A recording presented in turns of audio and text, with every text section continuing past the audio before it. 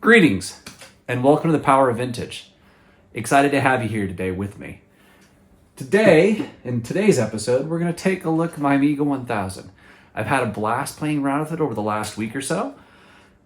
But you know, it's something I always like to tinker, right? This is just one thing, I'm never satisfied. Keep wanting to play around with things. So, there are a number of different potential upgrades to look at with regards to one of these guys. One that I have, that I'd like to just play around with a little bit, I've played around with a little bit so far, is using a Raspberry Pi 0 or Raspberry Pi 3, or I think even 4 now. But this is a 02, and this is a Pistorm. Let's stick this in, see what happens.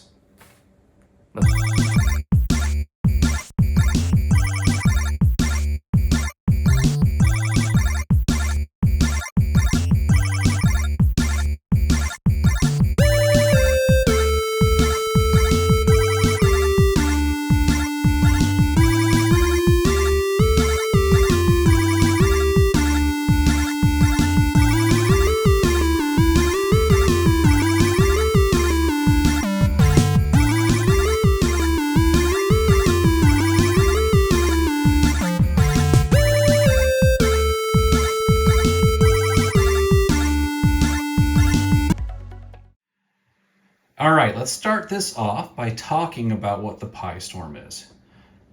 There are a lot of videos out there talking about it. I'm going to go over it just a little briefly. You can go see the giant tutorials with all sorts of awesome information about them elsewhere. But what you have here is you have the circuit board here. This is the Pistorm. This basically sends the signals, converts the signals that are being sent to the 68,000 CPU socket, and converts it into something that the Raspberry Pi can utilize. Now you need a Raspberry Pi 02, a Raspberry Pi 3. I think there's the 3A, the 3B. The 3A is the typical one people want. I think you can also use a 3B, but you have to desolder some USB ports from it. This one fits really nicely on it because it's nice and neat. It's not as fast as the other ones, but to be fair, it's plenty fast, right? I'm not looking to turn this thing into a rocket. My intent is just to play around with it. The question you can ask is, well, why do you want this? Right? One of the simple answers is, first, it can make it faster. And fast is always good, right? Faster is better.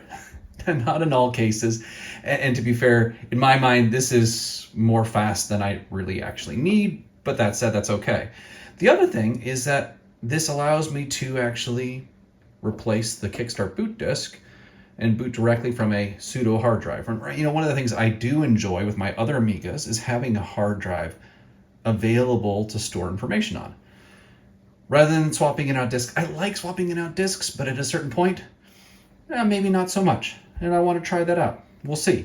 We'll see if I go with this permanently or not. And then, you know, the last thing, and this is a lesser thing for me. You know, some people really like retargetable graphics. Actually getting the graphics out of the HDMI port here and using a beautiful screen with your Amiga and being able to work for it. And from a productivity standpoint, I think it would be super awesome. That's kind of cool. But, you know, what do I use Amigas for? I use it for tinkering, playing around, playing games, and to a lesser degree, some productivity, like writing up scripts for things like YouTube videos and such. But we'll see. I want to kind of play around with this, see if this works the way I would like it to or not. All right, so a couple of things. In order to fit it into the Amiga 1000, Chris Edwards, I love his YouTube channel. He actually describes putting one in his Amiga 1000. I think he used a Raspberry Pi 3 in his case. But the same thing applies for this one. In order to fit this, you have to remove this little corner here in order for it, without a relocator. There are lots of relocators. I'm lazy and it takes a longer time to get relocators. So I just snipped this off, this little mount hole from this guy. And that's because the floppy enclosure interferes from a space perspective. All right, let's slam these guys together. Now, I'm gonna have to open up the Amiga 1000, pull things apart and whatnot. You just saw me do that last week, or whenever it was I released the Amiga 1000 video. I don't necessarily think you need to see that again. So I'm gonna do the disassembly off camera, and then we'll get into the putting this guy in place. All right, I'll be right back. Okay, we're now inside the Amiga 1000. And the next step is to remove the various different screws here around the floppy drive, because you need to have access to the CPU slot. Well, CPU socket rather, is probably a better way to put it.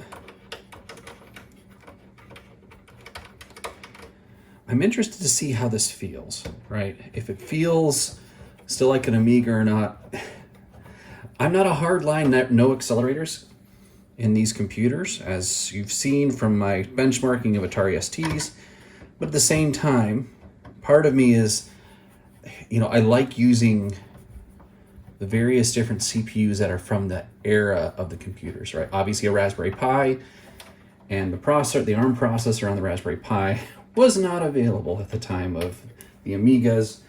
A 68030, now that was 68060, kind of. It was in the era.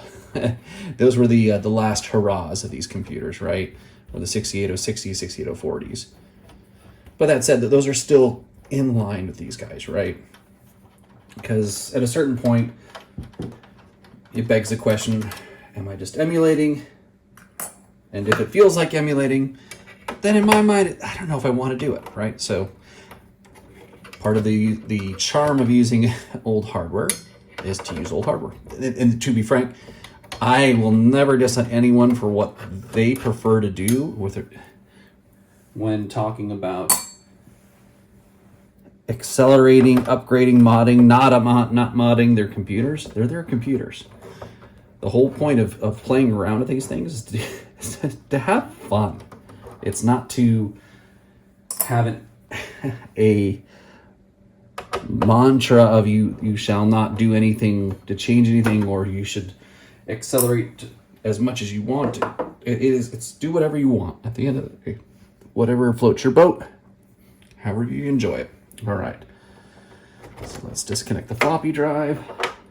It is attached in the front with a nice little zip tie. So we'll just tilt it out, as you can see here. We'll get my handy dandy CPU removing tool. And yes, I know there are better ways to do this, but you know what? This is the way I'm going. Actually, we'll use this guy instead.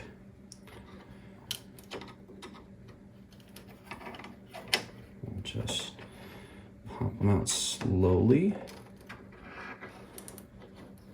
And then push this down the end and twist, twist. Legs look perfect. All right, we'll save this guy for later in case I want to go backwards. I'm having a sneaky suspicion that I might want to do that. All right, looking at this guy, we have the little notch right there. The notch is up there on the silk screen, making sure all the legs are looking good. All right. Make sure he's all in the right place. Yeah, it all looks good.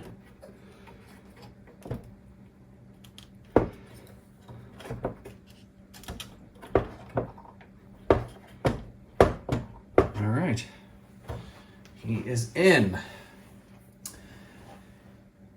And let's pop out this little door here. And we are gonna sneak an HDMI cable in, just so that we have it plugged in case, again, I want to keep this and go to RTG mode at some point in the future. Sneak him in. So allow me to hook up to an HDMI cord on a computer, a modern computer. let's make sure we're going the right direction. There we are. And there's the mini HDMI port. In you go. Boom. There we have it. There you see this guy right here. Let's turn this around so you can kind of see how that slots in. If you haven't seen the Chris Edwards video, where he shows how awesome it is and how nice and snug this thing fits. As you can see, let's zoom in here so you can kind of see exactly how that fits in there. Look at all that. Oh man, look at all that leeway. Lots of space. Let's plug the floppy back in. And then we will plug it in to my lovely screen over here. Notice that my flathead screwdriver is actually a chisel, but hey, it works. I couldn't find my flathead screwdriver, so I will use a trusty chisel. All the screws over here. Okay.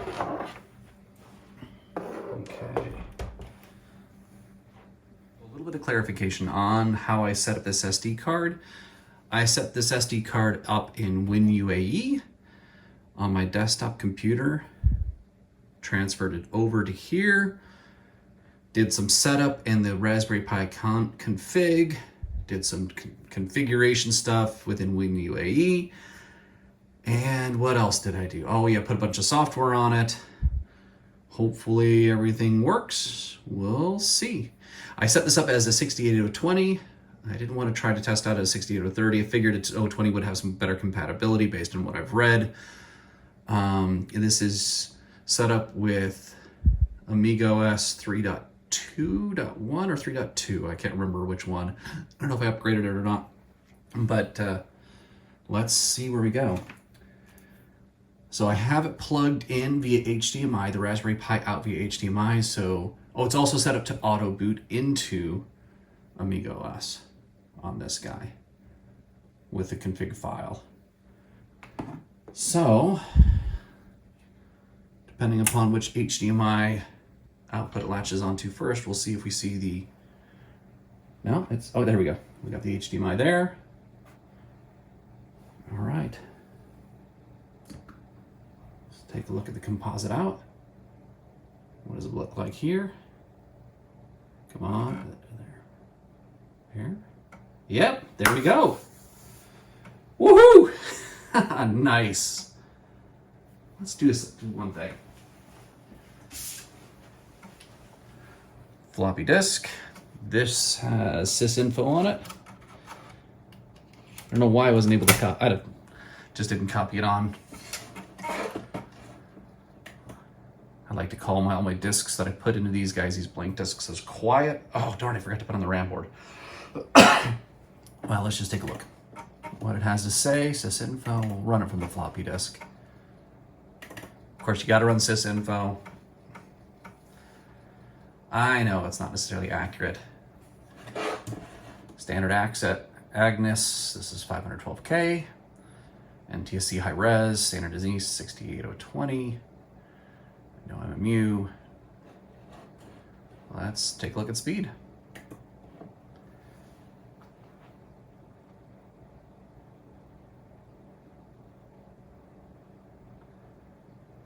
That's pretty speedy. It's about Amiga 4000, 68040 at 25 megahertz. Motorola, as it says there. 17069 dry stones. I think you can set this up to emulate an FPU as well as a 68040 or 60 potentially as well. Let me add the RAM board back in because I don't think anything's gonna run with only 256K of chip RAM. I'm gonna take a second there and do that. Power this guy off and start it back up again. Got the RAM board back on. Let's do the power up again. Let's see here. As you can see, I got my Atari hoodie on. Love my Atari. Raspberry Pi's booting up, looking like it's going okay.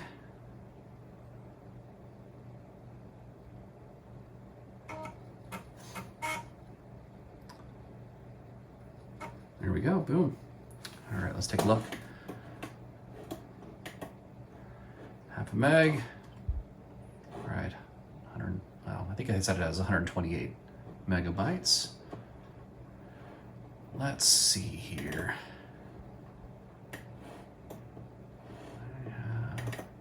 I like Ultimate 5. Let's see if this works properly. Oh, that's kind of quick. Interesting. No music. Oh, yeah, it's because I'm using HDMI. It's probably expecting music on the HDMI port. Let me see. If I do this...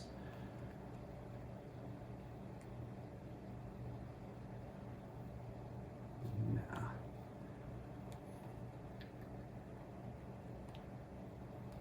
Nah. Let's see. Back to HDMI. There we go. Okay, the audio is not working out because it's, like I said, it's expecting the audio on the HDMI port. All right, this is looking good. F10 to exit out. Let's check out. Of course, I've got to do Ultimus. That's not gonna work. I don't have 1 megabyte of chip RAM. Let's try this guy. I think I need 1 megabyte of chip RAM. Yeah, I need up to that. Okay, doesn't. Need more chip RAM. Let's see this guy. Ultima 4. Does this guy work? Because you know, Ultima 4 is the ultimate.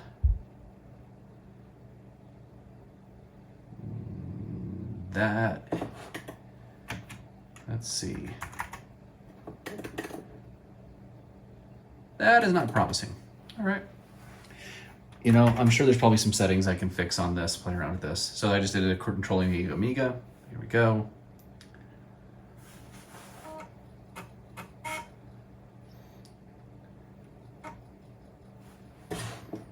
Let's see here. That's WHD load. Where did I put that other? Ah, there's EasyF.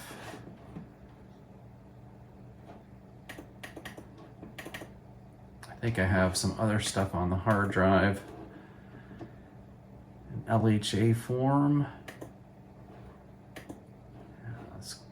Where did I put it? Media, probably. Yeah, they're games.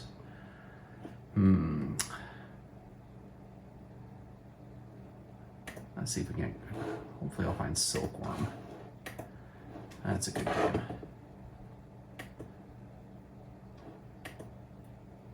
Nope. bunch of stuff here, but not Silkworm, unfortunately. Let's try Star Wars.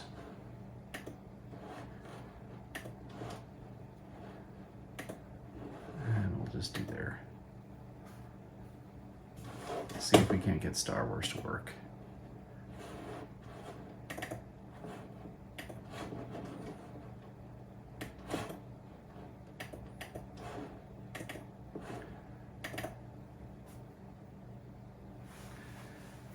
Grab a joystick, get this guy started, play around with it, see if it works. Looks like it's booting okay. F2.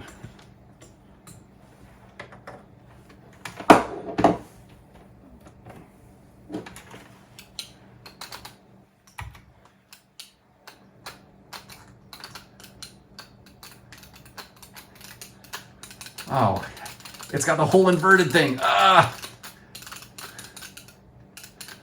Wait, no, it's not inverted. Down is down, up is up. Okay. Wow, this is... Maybe it's... I am not good enough at this guy. I'm gonna die real quick.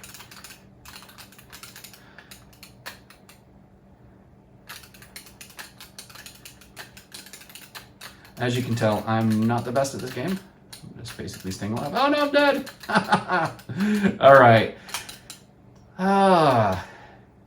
That it doesn't run Ultima. Wow, that's really fast. That's probably because it's Pistorm. It's probably a little too quick for... No, it's too quick for me. Now, the question for me, for at least in my case, is do I want to keep it like this for a long period of time? I'm not too sure. Let's talk about it. All right. So what do I think? This looks just like one of my other Amigas running OS 3.2, 3.2.1, whatever, whatever it is. Just like my 600 or my 1200. Pretty cool. It works mostly. Obviously, there's the chip RAM issue. But that can only be solved by a few different solutions. I think there's only one that I know of. It's the rejuvenator boards. And we'll see if I can't get my hands on one of those at some point. This can run few games. Didn't run Ultima 4 very well. I've tried a few other games later on.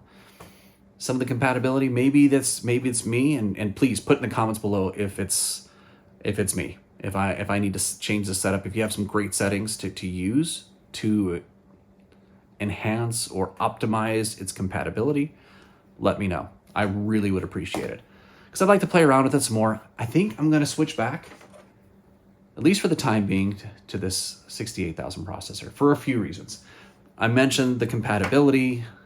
WHD load is one of the reasons why I wanted this, to have a hard drive or emulated hard drive so that I could run software, especially games, off of it and potentially even just boot directly into Workbench.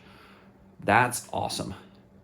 But that's mitigated, again, like I mentioned, by the lack of chip RAM and the ability to utilize it.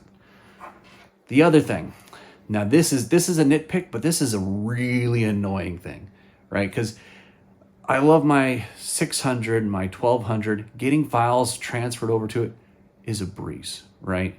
Even getting it to my Amiga 500, not too hard either. I was hoping to be able to put in this little extension, micro SD extender, into my Raspberry Pi there. The problem is the tolerances are so tight, the fit is so tight to the floppy disk drive that I can't fit this little guy in. It interferes with the floppy drive, and the floppy drive's staying. So I can't use this guy, unfortunately. We'll see if I'll play, like I said, I'll play around with it a little bit more at a later date. But for the near future, like I said, good old-fashioned 68,000. I'll burn. I'll copy a bunch of ADFs to floppy and run software off of floppy on this guy for the time being. There's a charm about switching floppy disks. It's a nostalgia factor as well.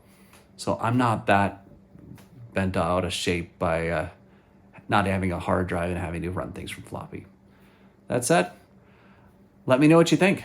If you think I'm an idiot for trying it, and that basically a Raspberry Pi and an Amiga is emulation and is blasphemy, let me know in the comments below. If you think it's super amazing that you can actually get such an amazing, high-speed, capable accelerator for a relatively inexpensive price. In my case, the Raspberry Pis are there's some scalpers out there. I think I paid like $25 for the 02, which wasn't too bad. The Raspberry Pi, I think I paid like 40 some odd dollars from a guy from eBay. Pistorm rather, that was there. So all in all, let's just say it's like $75-80 for the total accelerator. That's the cheapest accelerator that's out there that I've been able to find. Especially when you combine it with the hard drive capability and all the things that it provides. It's super reasonable, relatively speaking. So if you think that this is awesome, put in the comments below. If you think it's terrible, put in the comments below. Hopefully you like the content. If you didn't, let me know. You can downvote it. You can upvote it as well. Like it. Join me for more videos, more content like this in the future. Got a lot of other things. I got a Commodore Plus 4 I want to talk about in a little bit that a friend gifted me. Go through a bunch of my other wonderful, lovely retro computers in the future as well. Have a fantastic day. See ya.